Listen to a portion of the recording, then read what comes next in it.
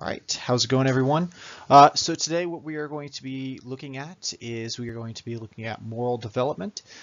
So as we grow and change, how does or what does our belief about what is right versus what is wrong, how does that change over time, and what is the, what are the major impacts, or what are the things that really kind of move that spectrum or move our beliefs of what is right versus wrong.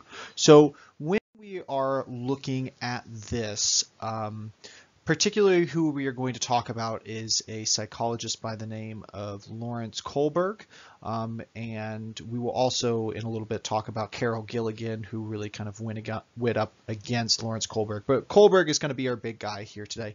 So Kohlberg really took after Jean Piaget. And when he was reading up on Piaget, he wanted to have an understanding of, okay, well, does this stuff apply to who we are morally?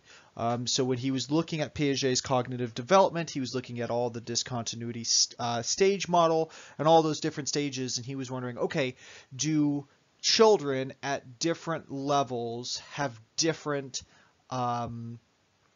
types? Is their morality different? Does their morality change as they cognitively get older?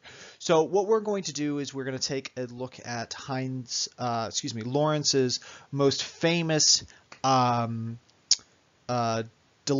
And so, well, let me take a step back. Well, the way that Heinz would study moral development and how we are morally is he would give people of all different age ranges, of all different intelligences, all sorts of stuff.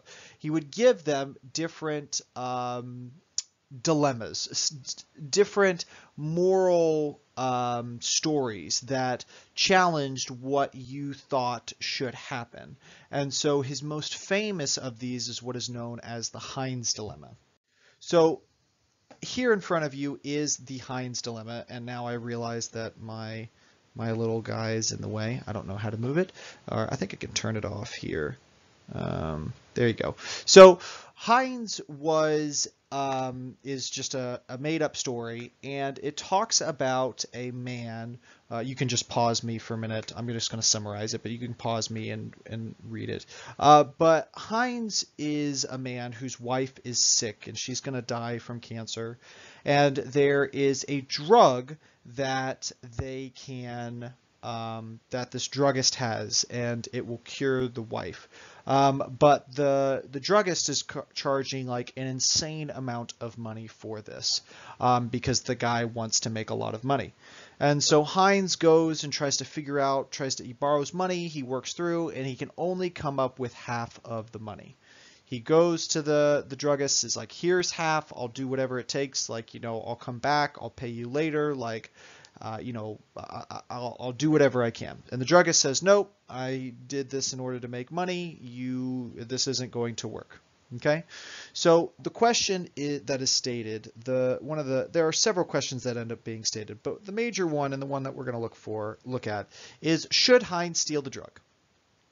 Now, this in and of itself is not terribly important. And when Kohlberg was looking at this, this was not the thing that was most important. What was most important was the why.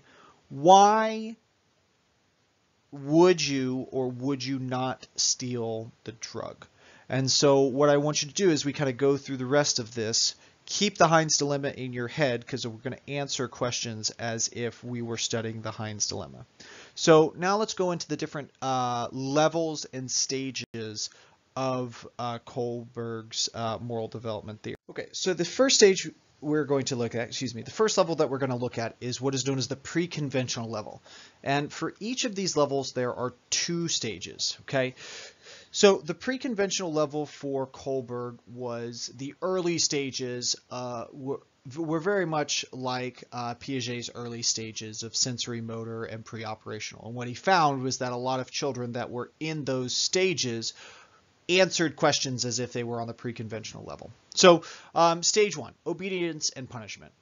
So children that are, and sometimes adults, because Kohlberg found that, people could be at any age and on this scale.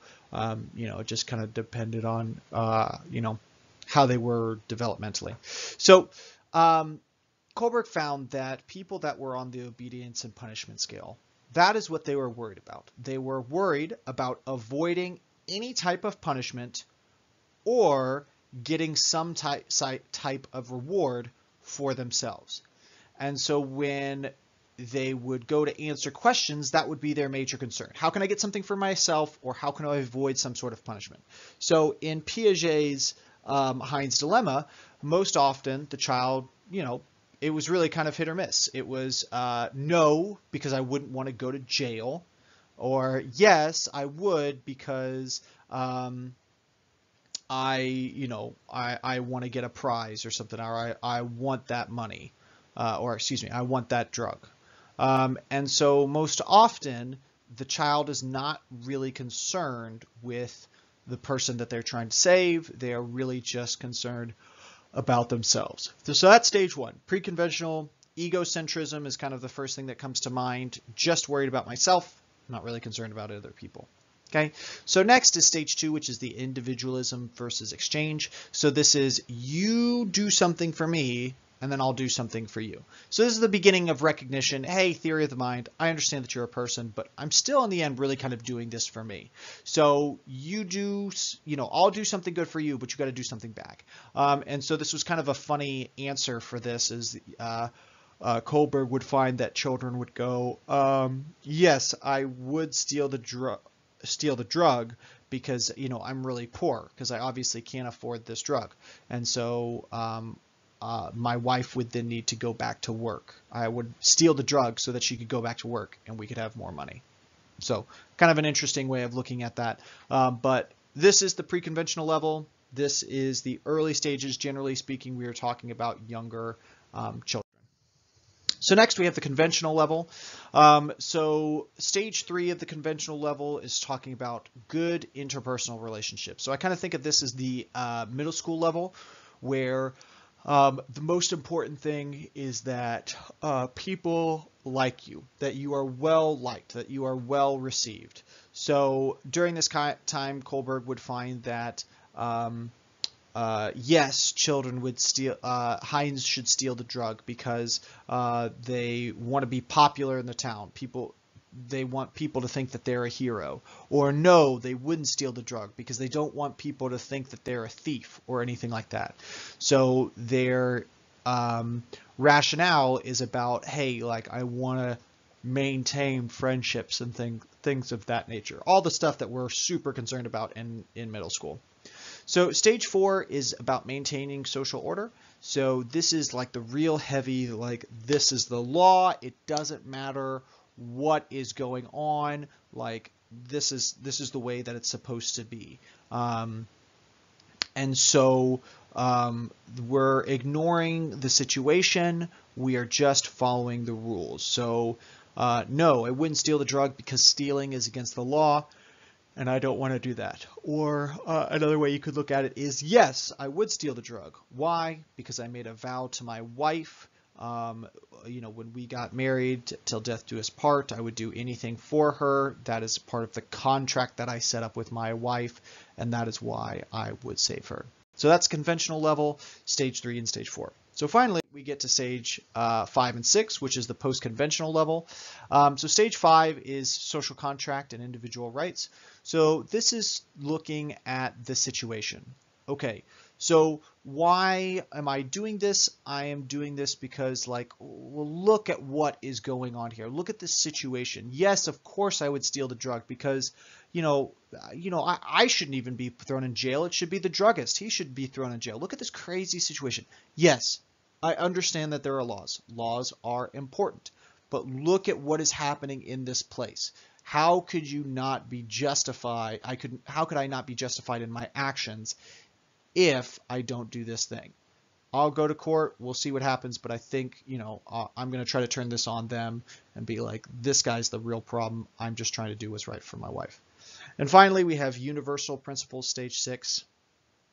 And so universal principles are talking about like morals that it doesn't matter where you are, they are always subject. And so in this example, Hines should steal the drug. Why? Because a person's life has more value than any sort of property. And so it doesn't matter what the situation is. Sure, throw me in jail. I would do it again and again and again because my wife's life is more important than this guy's, monetary gain. So that's universal principles. And so this was, Kohlberg's work. There are definitely some issues here. And one of the main people that really kicked back on his work was Gilligan. Now, one of Gilligan's biggest frustration with Kohlberg's work is that based on the responses, of Kohlberg's tests, males scored higher and were generally on higher levels than females. And a lot of that was centered around this idea of justice. Men are more focused on getting justice and making sure that justice is served. And Gilligan is just like, whoa, slow down. Like, this isn't how, females don't think in this manner. And this test is biased towards males. And so what she did is she twisted the test. She kind of changed the way it was looking so that she could really kind of fundamentally understand, okay, well, what is, how is it that women answer these and what are their answers? And so you kind of have this in front of you, the preconventional morality. So women have a strong focus on survival and self-interest. When they get a little bit higher, they start to worry about caring for others. And then in the kind of last stage, them taking responsibility for the consequences, taking control of their own lives, and caring for others. And so this idea really kind of changes what Kohlberg thought was really important and kind of gives us a little bit of a balance of like, okay, well, this is kind of the male side, this is the female side. Both sides have different ideals or different things that they really pursue.